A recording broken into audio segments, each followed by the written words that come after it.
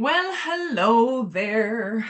Thanks for joining me. I am Dr. Jen, and I'm so pleased that you have joined me for today's show. Today, we're exploring the location-specific tenancy guidelines for the Commonwealth of Virginia. In all of my location-specific episodes, I have included hyperlinks, in this case, 11 from the state, province, location that I am recording for. In this case, it's Virginia. And so there's all kinds of hyperlinks. Make sure you check the show notes, whether you're watching this on Spotify or YouTube or whatever. Make sure you're looking because I am going to screen share throughout. And the whole goal of this is to answer the same four questions, which I do in all of my location specific podcasts.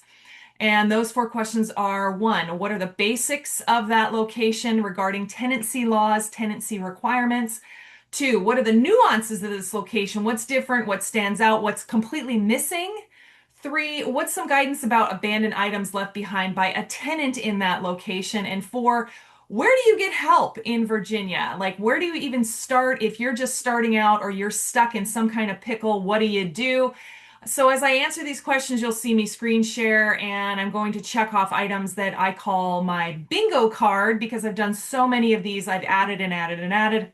And over the years, I have created a standard list of items that I see most often in tenancy laws in these different locations. And then at the very end of the episode, I'll go through that bingo card to review the answers, and it'll be blaringly obvious what's either different or what's missing. But I must tell you that there are more guiding documents than what I'm going to give you today. This is not everything. This will get you started and give you some guidance, but there may be other things in your local, state, county, province, parish, whatever, that are requirements for your specific rental where your rental is. And even if I get this 1,000 times right, as of the time of recording, 5 minutes later, things can and will change. So make sure you're doing your own research and asking lots and lots of questions, especially as time goes on. Again, this episode is not all inclusive. You must do your own research. But let me get us started. Let me screen share Virginia, which is here. Here we go. So this is the first hyperlink. This is Virginia law. This is the Landlord and Tenant Act, and a lot of these are there's if you've listened to any of my location specific stuff before, you'll see that there is two different versions of tenancy laws. One is the law itself because it is a law, and then there will be some kind of either workbook or user's guide or something to make it easier, something to make the law part more digestible. And so that's what this is, the law part, and then we'll get into the user guide part, worksheets, things like that, to help answer questions as we go through. This one starts off with a bunch of glossary terms, which is great. This talks about applicability. I'm just going to scroll through this pretty quickly because we know what we're looking for. We're looking for things like security deposits, pet damage deposits. How long do you have as a landlord to return the deposit? And if you don't, what's the penalty? Because some places they're quite high. Let's see here.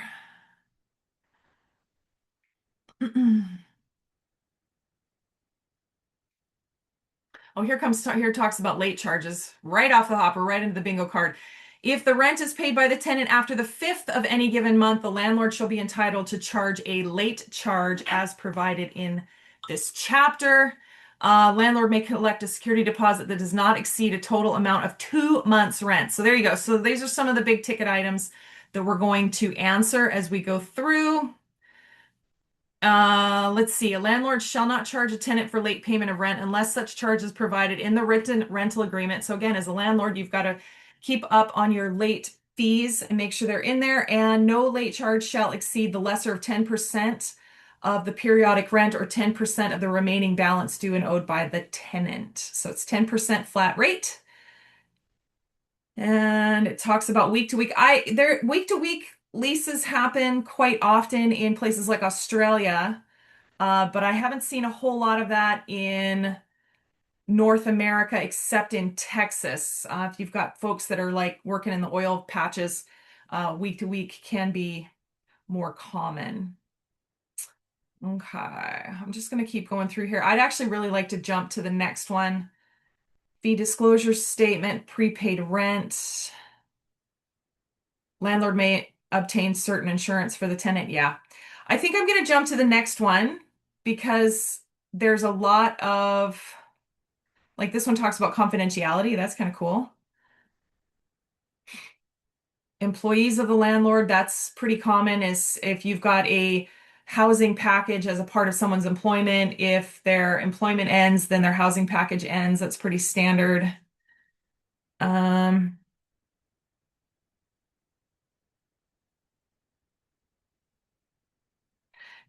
yeah, I am going to jump to the next one. Okay, so the next one is the Virginia Residential Landlord and Tenant Act. This is the handbook. Now, this is dated 2019. This was the most recent one I could find. There may be a newer one, especially if you're listening to this in 2026 or later. There may be a later one. Now, this is 66 pages long. This one, right off the hop, it says, where do you get information and advice? It says, go right to the Attorney General's office, Alexandria Department of Housing, Fairfax Department of Housing, housing offices, legal aid. It looks like a legal aid location for every county or society or maybe even a city. Boy, there's just pages and pages, and they all have hyperlinks. Every one of these hyperlinks is live. So depending on where your rentals are, you can get some help. And then we get into this. So this is the same layout. This is the um, glossary applicability. So this looks very similar to the law itself. So it says it's the user's guide, but it looks like it's the same as the law, which is fine. Let's see. Confidentiality.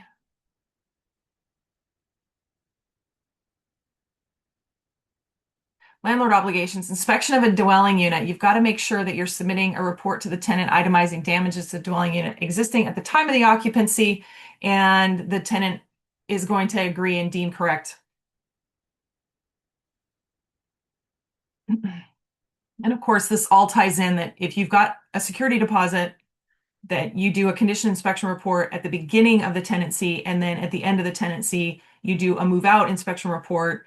And then the difference beyond normal wear and tear is willful damage, considered willful damage, and can be charged against the deposit. But if you don't charge a deposit, or if you don't do a condition inspection report before or after, and not just pictures, if you're just doing pictures, most courts will not just go with that.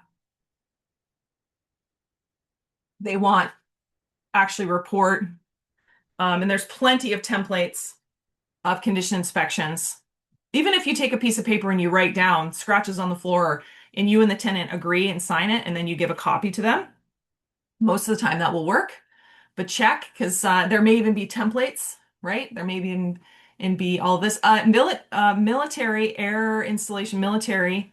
Um, Lots of information about military work, especially in Virginia. I was a military person in Virginia as well. So they're talking about the landlord of the property in any locality in which a military air installation is located, or any person authorized to enter an agreement on its behalf, shall provide a prospective tenant a written disclosure that the property is located in a noise zone or potential accident zone as designated by the locality of its official zoning map. Interesting. I've never seen that before, that you might be in like, if there's an aircraft accident that and you're nearby, that not only will you be involved potentially in inconvenience with noise, but with falling aircraft potentially. Wow.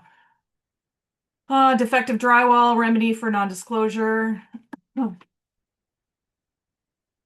Required disclosures for properties previously used to manufacture methamphetamines, remedies for non-disclosure. Now, I've had Kathy from, geez, what's her company name? She had someone come in and just start cooking meth and basically ruin the house.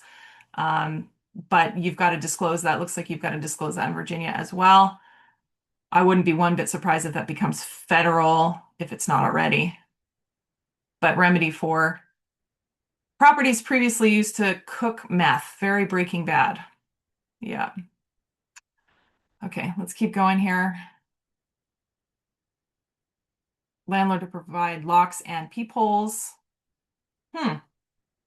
Deadbolt locks, not just regular locks, but an actual peephole. And if the door has glass, you don't need a peephole. But if it doesn't have glass, you're required to provide a peephole in Virginia. That's interesting. Access to utilities, notice to tenants for insecticide or pesticide use. Landlord shall give written notice to a tenant no less than 48 hours prior to application of insecticide or pesticide in the tenant's dwelling unit unless the tenant agrees on a shorter notification period. I always do that anyway, because we do have exterminators on properties for sure. Okay. Security deposits. We've talked about this, 2 months rent. Yeah, and it goes on and on. There's quite a bit in here. Hmm. Looks like deductions have to be made 30 days within the move out and maintain itemized records.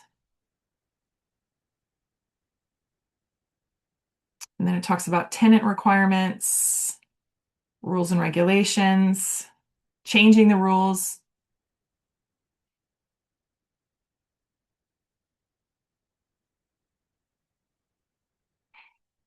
Access, installation of a new locker security deposit, no permanent damage. Okay, so this is interesting because there's always questions about cameras. If a landlord puts up a camera or if a tenant puts up a camera, um, what what does that mean? So the landlord could either install a new lock or security device on the exterior doors of the dwelling unit at the landlord's actual cost, or permit the tenant or authorized occupant to do so, provided there's no permanent damage and a duplicate copy of all keys and or instructions for operation of the device are given to the landlord.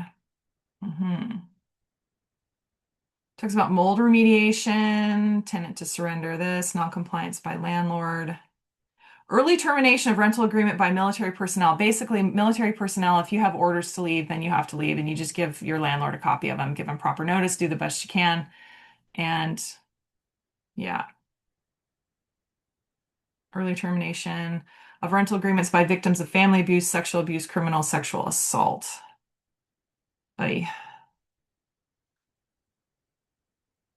Notice to the tenant in event of foreclosure, failure to deliver possession.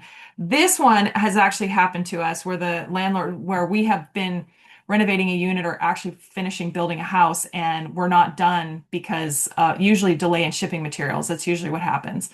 And we can't actually deliver the unit because the unit isn't habitable yet, or we haven't gotten final occupancy. And so typically what we've done, it's happened a couple times, but really quickly, we will put the tenant that's supposed to be inbound to that unit either in another unit temporarily up to a month. Actually, one of them we did put him in for a month, and then the other one it was just like a week. And so I think they stayed with family members and we compensated them. Fire casualty damage, landlord's non-compliance. Yeah, okay. And then it gets into rent escrow, and we're heading into evictions as we go through this. Yeah. Monetary penalties for non-compliance for the landlord. Um, okay, I think I'm going to shift on to the next one. There is Yeah, oh, here we go. Disposal of property abandoned by the tenants. This is one of my 4 questions. If any items of the personal property are left in the dwelling unit, premises, or any storage area provided by the landlord after the rental agreement is terminated and delivery of the possession has occurred, the landlord may consider such property to be abandoned. The landlord may dispose of the property so abandoned as the landlord sees fit or appropriate, provided is given termination notice to the tenant in accordance with the chapter, including a statement that any items of personal property left in the dwelling unit will be disposed of within 24-hour period after termination, and written notice to the tenant in accordance with the statement of any items of personal property left in the dwelling unit premises or storage area would be disposed of within 24-hour period after the expiration of 7-day notice period, and separate written notice to the tenant. Yeah, it doesn't actually say a little bit more, but hopefully it will.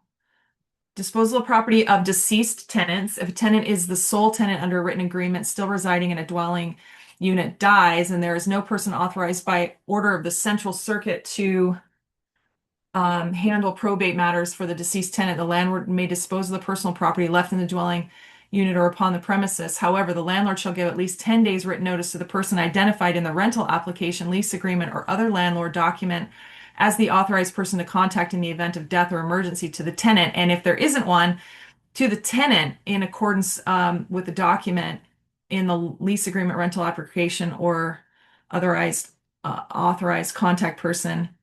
It's got to include a statement that items of personal property left in the premises would be treated as abandoned property if not claimed within 10 days. So, wow. And it defines retaliatory action. Here it is. This is one of the bingo card items. Is landlord retaliation defined? It looks like it is. So landlord may not retaliate by increasing rent, decreasing services, or bringing threatening or actually bringing action for possession/eviction after they have knowledge that the tenant has complained to a governmental agency charged with responsibility of enforcement, or the tenant has made a complaint or filed action against the landlord, or the tenant has organized or become a member of a tenant's organization, or the tenant has testified in a court proceeding against the landlord. However, the provisions of the subsection shall not be construed to prevent the landlord from increasing the rent to that which is charged for similar market rentals, nor decreasing services that apply equally to all tenants. So you can't retaliate against a certain person, but if they happen to be in the whole group of people that the same thing is happening where all the rents are increasing or all the services are decreasing, then that's permitted. And it goes on a bit regarding retaliation. And then it talks about evictions. Yeah, okay, so that's it. Let's go to the next one. So this one is Virginia Statement of Tenant Rights and Responsibilities. There's only 3 pages, so this is more like a quick thing, which is actually good because it explains this and then it has a bunch of hyperlinks on it. So if you hover over all these little references, it has the hyperlinks. So, but here, let's go through this. Tenants may be charged a non-refundable application fee of no more than $50, not including third-party costs for a background check, and a refundable application deposit if the tenant does not rent the unit and the application deposit must be returned, minus any actual costs or damages. Written lease. A landlord is required to provide a tenant a written lease, and if the landlord fails to do so, the Act for Virginia still protects a tenant by establishing a statutory lease between the landlord and tenant for 12 months, not subject to an automatic renewal. Meaning, so if you do not, as a landlord, if you do not provide a Virginia tenant a lease, like you just do an oral handshake, then Virginia is going to say that you have created a year lease no matter what. Interesting. Disclosure. A landlord must reveal certain information to the tenant, including any visible evidence of mold, name and address of the owner, property manager, and notice of sale or foreclosure of the property. Security deposit. A landlord may require a security deposit of up to 2 months' rent, and with 5 days of move-in, the tenant has the right to object to anything in the move-in report. The tenant also has a right to be present at the move-out inspection, which must be made within 72 hours of delivery of possession back to the landlord. Receipts. Upon request, a tenant is entitled to a written receipt of rent paid in cash or a money order. Upon request, a tenant is entitled to a written statement of all charges and payments over the last 12 months. Those are easy peasy things. And cash, if your tenants are paying in cash, you might consider allowing them to deposit into a bank account somewhere. And so that's how we do it. We don't collect rents. We never have. We give people ways to pay, but we don't collect funds. We say this is active on the tenant. Privacy. A landlord may not release information about a tenant without consent, except under certain circumstances, which are generally when information about the tenant is already public. Fit and habitable premises. The tenant has a right to a fit and habitable rental unit in accordance with the Uniform Statewide Building Code.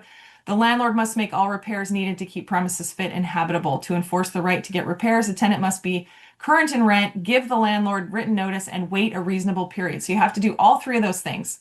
Tenant must be current in the rent, give the landlord written notice, and wait a reasonable period. If the repairs are not made, a tenant can file a tenant's assertion in general district court and must be filed no later than 5 days after the rent is due. Otherwise, it's considered late, and then the landlord can charge a late rent.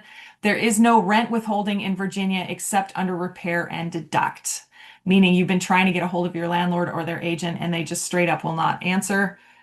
Repair and deduct, that's the next thing. If an issue on the property affects life, health, and safety or seriously affects habitability and a landlord has not begun to address it within 14 days after written notice from the tenant may contract to have their repair done by a licensed contractor at a cost of no more than $1,500 or 1 month's rent, whichever is more. The tenant may deduct the actual cost of repair from the rent, and the tenant must send the landlord an itemized invoice and receipt for payment to the contractor for the work, along with any payment of any remaining rent owed. But notice that the tenant, if they're trying to get a hold of somebody, it affects life, health, safety, seriously affects habitability. You have to wait 14 days within written notice and then wait a reasonable amount. Eviction. A landlord may not evict a tenant without following the court eviction process. The landlord first sends a written notice and next the landlord files an unlawful detainer lawsuit. The landlord must get a court order of possession followed by a writ of eviction that is served by the sheriff. A tenant not getting paid due to federal shutdown of 14 or more days can get eviction lawsuit for non-payment of rent postponed for 60 days.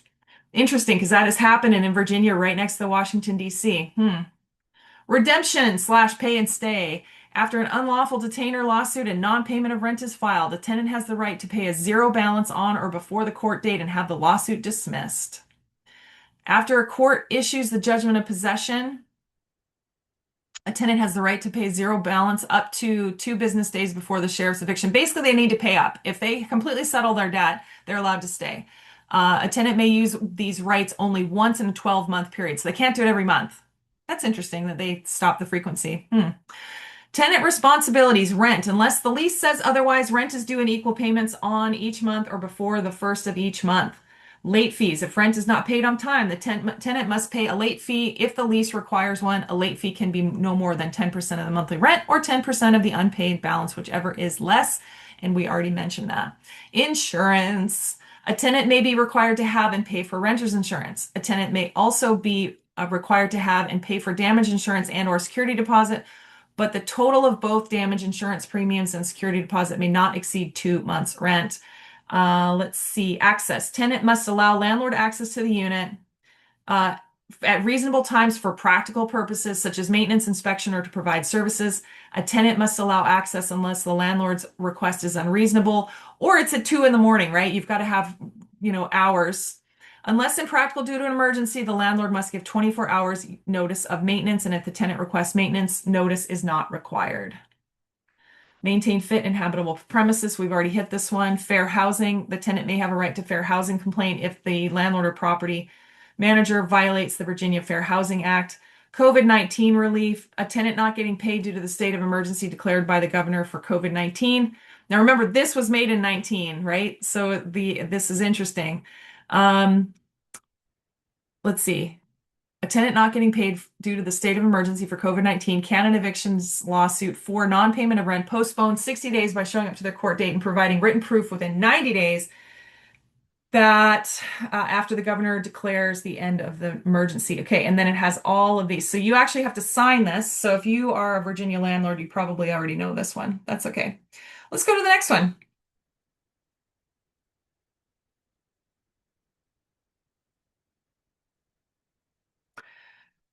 This one is the consumer protection. Just waiting for it to come up.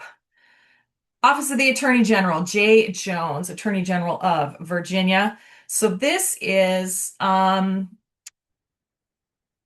see, the Virginia Landlord and Tenant Act establishes rights and obligations of residential landlords and tenants in the Commonwealth, but only the courts can enforce those rights and obligations, only the court. So for this reason, the Consumer Protection section of the Office of Attorney General provides general information to individuals on matters related to landlord-tenant issues, but does not accept written complaints. They just provide guidance. So they've got the hyperlink here to the Tenant Act, which we've already gone through. This is very helpful, some of these legal aid contacts. If you do not have an attorney, you may contact one through Virginia Lawyer Referral Service. There it is, Virginia Legal Aid, which we saw a bunch of lists. And then you've got all these frequently asked questions. My landlord refuses to repair anything. What do I do? How do I get things repaired? And it explains, it walks you through the whole thing. Roommate situation, not working out. Can I leave without a problem? Yeah, tenants in common. What's an eviction?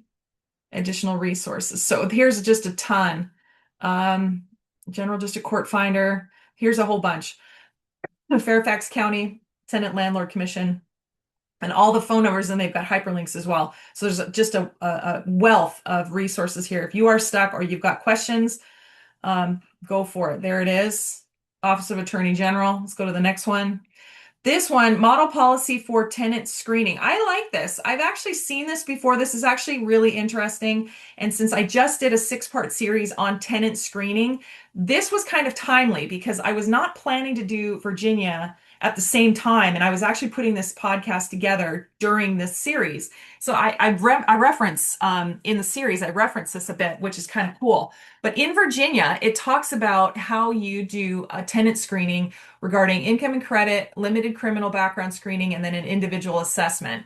And so it walks you through how to do this. This is actually very helpful. If you are a Virginia landlord, you might use this. This is even if you're not a Virginia landlord, you might want to check this out.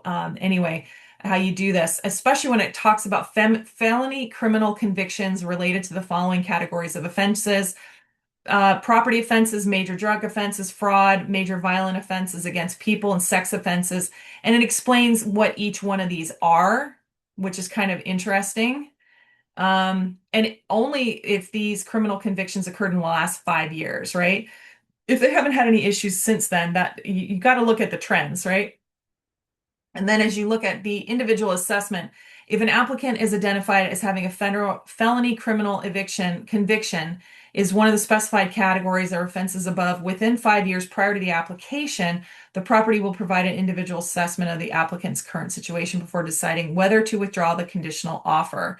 Um, yeah, pretty interesting how this all works. But these basically, this is setting up your matrix, right? Like the whole idea is you set up your matrix and you go based on their credit, based on their income, based on their references, based on their rental history, their past, even if they have a little ding on their credit that maybe it's not a little ding, maybe it's a bigger ding because they, forgot a cell phone that they had let go or something. I mean, this kind of stuff happens. Or maybe they're going through divorce and it's a one-off, or maybe there's a medical bill that somebody had to pay and they're headed towards bankruptcy, or they're maybe getting through a bankruptcy. There's always a story behind it, and I try not to just look at one red flag. If there's lots of red flags, that's easy.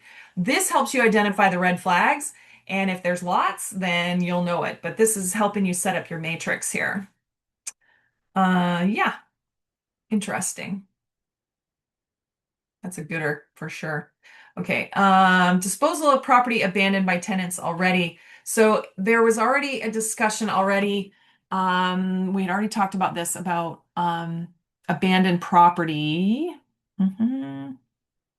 So typically when we're talking about abandoned property, there is a notification period of declaring that the unit is abandoned and you're trying to notify someone. And so in this case, it's 10 days.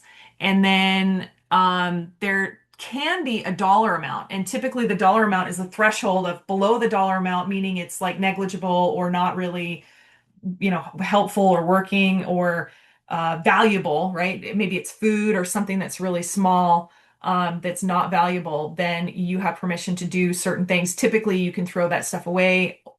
There's really no value to it, and anything above that threshold that you could potentially sell or declare. I mean, there's a bunch of ways that you have to do this. But so you've got 10 days. I don't see a dollar amount in Virginia, but there is a landlord, let's see, 24-hour period after termination, a reasonable time. So basically, you're giving proper notice to whomever to say, "Hey, this property is abandoned." And let's face it, why would the tenant abandon the unit? There's usually only a few places. Either they're in jail, they have just decided, either they're in jail, they're in the hospital, maybe they've passed away, or maybe they just literally picked up and did a midnight move and just left, right? And they just left. And so most of the time, if you know they're in the hospital or if you know they're in jail, then even if you're giving proper notice, those notices are very likely either not going to reach the person or they'll come back. And so you want to make sure you're really mindful of that. And if you want to know where this person is, that typically either the neighbors will know, the mailman knows a lot. So if you talk to your letter carriers, especially if you live in the local area, The letter carriers know what's up. They know who's been getting mail from where. They will tell you the tea on that. So, but I don't see very much discrimination, not discrimination, not a lot of description, not a lot of rules regarding abandoned items in Virginia about disposal and trying to get a hold of people and trying to let's see, trying to incur reasonable costs and trying to sell, store, safekeeping. Because remember, if this has occurred to you as a landlord, then what's your thought? You want to get it empty, you want to get the unit turned, you want to get it back out marketed, you want to get that unit revenue generating again, right? And I mean that not as a heartless person, because especially if someone has passed away in there and you're still trying to get a hold of people, or potentially maybe there's an insurance claim or some kind of tragedy occurred in there, you got to be mindful of that. There is a humanity factor in all of this, so just keep that in mind. Okay, but there's some information about abandoned items. Okay, next one. Virginia legal aid. This is talking about housing. There's a lot of topics on legal aid in here. Oh, by the way, let me go back to legal aid for a second. If you scroll all the way down to the bottom, if you have an issue, then you can either just pick up the phone and call them and just say, I have this question, and they will guide you. In fact, that is true for most places. Just say, I'm a landlord, I have this question, I have this thing going on. Who could I potentially talk to? They'll guide you. Yeah. Virginia's judicial system, this is how, if you're going to go down the eviction road or you're going to try to do some kind of enforcement, resources and reference materials are all in here. How to do a bondsman, small claims, court procedures, um, all the information about how to do general district court is in here. Next one is Fairfax County. This is the tenant landlord information, contact information. So how to do a complaint form, and you can call them. You can call and email them, or you can stop by. They have all kinds of information on this. Consumer Services Division is where this is. So they're not specifically housing. This is consumer services. But publications, brochures, checklists, videos. Let's click on that one. This one, Statement of Tenant Rights and Responsibilities. We already have that one here. Eviction prevention information, lease checklist, tenant resource sheet, renting a room. Yeah, let's look at that. Let me open up in a new window. See what Virginia says about renting a room. Neighborhood and research safety. Let me throw this in here so you can see it too. So this one is income needs for renting a room. Oh, this is talking about how to protect yourself. This might go to Section 8, but I could be wrong. Yeah, this is absolutely tenant oriented. Yeah, that's okay. That's a good thing too. Okay, so Virginia Apartment Management Association. Now, I always throw this in where if there's a landlord association or a apartment association, tenant association, anything like that, because this is the whole idea is that you want to get in the conversation where other landlords are. So especially if you're trying to learn, then you want to make sure you're there. And so if you can do something in person like a meetup or a barbecue or a some kind of a networking event, and so here's calendar of events. This would not be a bad thing, especially if you're just trying to learn, even if you haven't purchased a property yet. So there's stuff coming up here. Fair housing certification course. I totally would go to that. They have them in Hawaii too. I always go to the ones in Hawaii. Advisory committee meeting. This is a very active chapter just based on their maintenance appreciation, backyard barbecue, fun. Bus tour for new communities, events and education, morning coffee, apartmentalized conference, super fun, like super, super fun. Legislative updates, good stuff. I totally would join this. And the trick is don't just join it. Join it and go to the events. That's the trick, right? Yeah, lots of meetings going on. That's great. Okay, the other one I do is to help guide and help get all the resources that you possibly can is I always throw in the bar association for that state, location, province, whatever. And so that if you have an issue or you need to talk to somebody, even if you're going to pay them for services just for a consultation, you know where you could go to at least get some legal guidance here, right? So this is all lawyers. But you can still pick up the phone and call them and say, hey, I have this question. They'll help you. They'll guide you. They'll say, yeah, we do this, or here's another place, or maybe there's a place that does things pro bono. You just never know. So you just want to make sure that you've got that.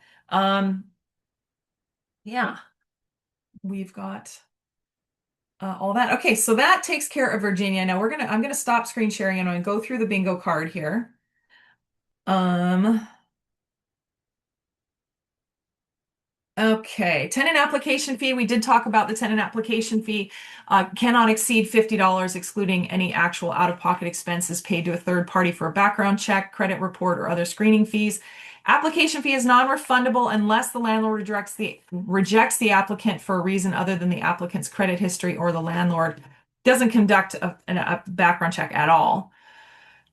Grace period for late rent without penalty. It looks like it says it's not specified by statute, but rent is due on the date agreed upon by the rental agreement. But we've already talked about the late fee. The late fee can be charged on day 5 or after. 10% flat fee. So grace period is basically 4 days, and by the fifth day, you're in hock. You've got to pay that late fee. Security deposit method, a landlord may not demand or receive a security deposit in an amount or value exceeding 2 months rent. All security deposits should be held in a separate escrow account in a federally insured depository institution, which basically most banks are, if not all banks in the US. Lease wording and details. Landlord must provide a signed rental copy, and must include certain disclosures. Statement of the tenant has a right to request a written statement. Yeah. Is an emergency contact required in the event of tenant abandonment, incapacitation, death, or imprisonment? It's not required. However, it's a good idea. Virginia does address the property regarding deceased tenants, which we talked about, but you do want to have an emergency contact. That's a good idea. Pets and animals, pet deposits are considered part of the security deposit, especially when it's 2 months worth. So you can't have an additional security deposit. And pet rent is not explicitly regulated by statute, so you can potentially charge pet rent as well. Delivery of signed lease required, yes, within 1 month. Condition inspection at move-in, yes. The landlord must offer the tenant the opportunity to conduct a move-in inspection and provide a written statement of the tenant's rights and obligations regarding the security deposit, yes. Standard warnings or letters, it talks about different wording, but it doesn't actually have templates. So for example, 5-day written notice is required for non-payment of rent before termination, but does it have an actual template? No. Required periodic maintenance inspection rules, only to maintain it in a habitable condition. And then you've got to give proper notice, right? Of course. How often can the rent be increased? Not specified by statute for periodic tenancies. For a fixed term lease, the rent cannot be increased during the fixed term unless the lease specifically allows for it. But basically in Virginia, if you have a month-to-month lease, then you can give notice and you can increase the rent. What's proper notice on a rent increase? For month-to-month tenancy, landlord must give at least 30 days written notice.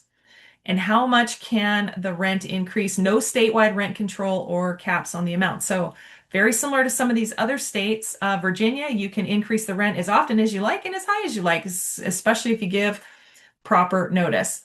Is abusive access defined? Yes, it is. Is landlord retaliation defined? Yes, it is.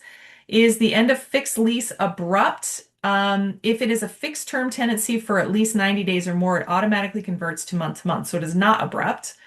Acceleration clause of early termination does not explicitly address acceleration clauses, which means it's not. General contract law principles would apply, but the landlord has the duty to mitigate damages. Basically, there's no specific citation that if somebody breaks the lease, that the remaining amount is due. That's not the case in Virginia. At least that's what it appears to be. Condition inspections we talked about. Return of deposit or bond timing. The landlord must return the security deposit less any deductions within 45 days of termination of the tenancy and delivery of possession. No, a tenant cannot use their security deposit as last month's rent. And what is the penalty for a landlord not returning the deposit within the 45 days of possession? The tenant may let's see, tenant equal to the amount of, so it looks like you could be penalized up to another security deposit amount. So yeah, seen that in other places where it's higher, not in Virginia. Let's see. It talks about a bit of eviction, abandoned items. We've talked about that. Anything else unique or different in this location? Um, I thought the aircraft one, the military aircraft, if you're near a military aircraft training center, that you have to disclose that you're near the aircraft training center, that you might be discomforted by noise, and that you could potentially be uh, an unwilling victim if there is an aircraft accident near the base. I thought that was really interesting. Okay, that wraps up the bingo card. Each of my location-specific podcasts is set up in the exact same way, answering the same four questions. What are the basics of the tenancy laws in that location? What are the nuances of that location? What is different? And then what are some guidance about abandoned items left behind by a tenant in that location? And then last but certainly not least, where do you get help in that local area? And as I did that, you saw me keep track on bingo card of standard items I see most often in tenancy laws in these different locations, which helps as a summary for this location. This is the same format that I do for every single location specific episode. And so if you're looking to jump into another geographic area, check out the library that's got over 200 episodes in it. Chances are good that I will have already done an episode on whatever location you're looking for, and I'm expanding all the time. Now, one more time, this episode is not all inclusive. You must research further in your specific area, including your city, county, regional district, parish, whatever, regional district, wherever your rentals may be, you've got to do some additional research. And especially, you can't just do it once. You have to keep up on it too, which is hard, right? So if you're listening to this podcast, chances are that you're either new to real estate or you want to be into real estate in Virginia. One thing that you can help yourself is make sure you know the rules of the game. Make sure you are completely familiar with the um, landlord resident landlord tenant act. Yeah, I'm just watching this guy at my RV park sort of throw pipes and stuff around. This is interesting. Anyway, I got to keep going. So you got to read the act, you got to know the rules of the game. And two, like I said already, you've got to get in the room either in social media, virtually, or actually physically with other landlords in Virginia. You want to make sure that you are having conversations with them.